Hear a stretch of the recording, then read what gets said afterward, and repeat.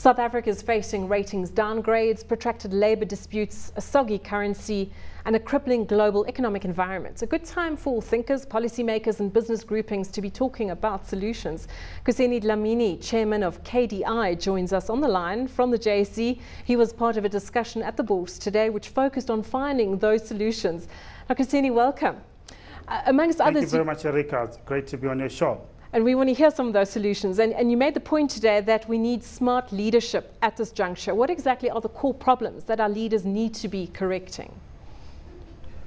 We need bold and courageous leadership that can stand up to the country and be seen to be doing what is right for the country. And what is happening now is not sending good messages to investors. And we need to be able to be reinforcing confidence on the country. The situation that's happening in the industrial relations space, not just in mining, we've seen it now escalating to other sectors, requires bold and effective leadership, not just in government, dare I say. We also need CEOs to stand up. We also need leaders in the labor market to stand up and really come up with concrete and workable solutions, because we cannot really continue in the way that we are. And we've just seen the IMF report, World Economic Outlook report, coming out from Tokyo today. It's not indicating a good sign in terms of the growth picture. Wayne Makari made a very important point that actually the IMF is actually even more optimistic, because things may already be worse than what they appear to be. And so, part of the problem, and I think it's implicit in what you're saying, it's not just about superficial issues such as wages. Perhaps it goes much deeper than that, and working towards that solution means building a South Africa that's competitive, one that's built on skills rather than relying on resources. Yes, indeed. I recently wrote an article in the Financial Times arguing that what we need to do as a South African economy is really to unleash those forces that can propel global competitiveness.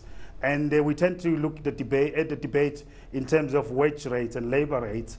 It is possible to be globally competitive and still be really paying reasonable wages, although we are not yet there. We can't do it in the short term as an economy, but in the long term, maybe we should aspire to look at the German path towards global competitiveness. It is not based on cheap labor, but it's based on highly productive labor, highly skilled labor, and also a labor that is well integrated into the decision-making processes of the economic structures of that country. I'm not saying we can wake up tomorrow and be Germany, but from a vision point of view, from a leadership point of view, we really need to try and find our own path to sustainable growth and global competitiveness. Kuseni, Wayne, don't we need almost a fresh start? All of these are not new ideas. We all know exactly what's needed, but labor doesn't trust business, business doesn't trust labor, business doesn't trust government, government doesn't trust business. No one actually works together in a unit for for want of a better word, the common good. Do we need a new start, Absolutely. a new CODISA? Do we have to, we can't just carry on with this highly aggressive attitude between the major power blocks in the country? When you are spot on, we need to address the trust deficit that is there between the social partners, which you have eloquently highlighted. What we need is a back to basics campaign.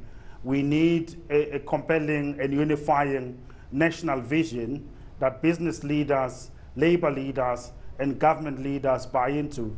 Doesn't mean that there won't be differences between the role players, but there have to be certain non-negotiables around what is good for the South African economy, around what will make us globally competitive, what will make us to be a first world nation within a generation.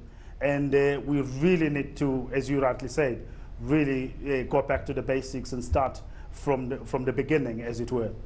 Hi, Kuseni. I think that too has been said before. So the question is, why are we struggling to do the obvious? Why are we struggling to do just even that? Does it come back to leadership? Sorry. I beg your pardon, I said it probably comes back to leadership. Clelo, my view on that is that we need smart leadership. We need leaders that are not focusing on making promises, but we need leaders that can focus on building a capable and delivering state.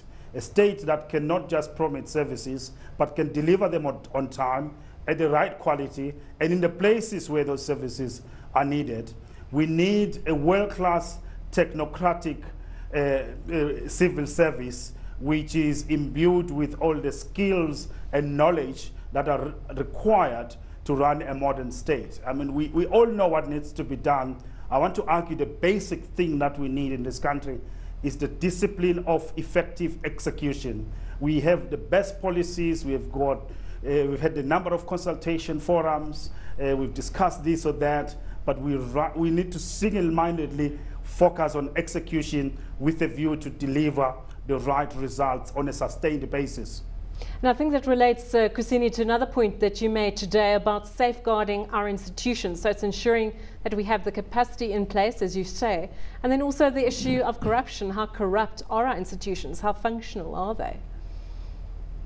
Absolutely. The issue of institutions is very core to me because what we're seeing, for example, with the book crisis in Limpopo, it raises questions about the efficacy of the institutional mechanism we have within our basic education department.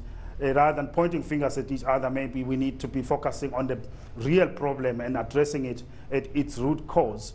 And Erika, you've highlighted the issue of corruption, and where corruption exists, it needs to be rooted out. And we need to increase the propensity of people being caught when they are committing acts of corruption, and also being punished for that. And that can then create a huge disincentive for people to even think of corruption. But to the extent that people can commit corruption and get away with it, others will have the incentive to also try. Isn't the problem in this country that all the parties that are at loggerheads, they truly do love this country. So you cannot accuse anyone of not loving this country. And they have the country's best interest at heart, is what you like to think. But they truly do have different philosophical bents towards it. So for instance, the bulk of discussion is around how we can collectively, as a society, do certain things. For instance, some of the things that you're proposing. But it turns out that most of all those solutions tend to leave out the individual. For instance, isn't the solution to this country a focus on the individual? Unemployment is an individual problem. Bankruptcy is an individual problem. Education, a lack of education is an individual problem. Why can't we focus on the ingenuity of the individual to drive the improvement in society? Tlelo, I think that's a very important point, if I may come in. I think we do need to liberate the potential of all South Africans to be active and effective economic citizens. I think every South African, regardless of their origin and regardless of their domicilium in this country, would want to play a dignified and a decent role in growing this economy, and we do need to invest in unlocking their capacity to do so. And one of the ways of doing that is to make sure that we've got schools that produce world-class knowledge workers that can propel our economy going forward. To rely on producing primary products, while it's good and can help us in the short term, in the long term, it is not a sustainable source of competitiveness. Kuseni, to close off with, I believe, Clem Santer, who was also a part of this discussion, and correct me if I'm wrong, he said there's a 25% chance of a failed state in South Africa. Now, if you adhere to that, does one still see potential in doing business here? I see a lot of potential in doing business here.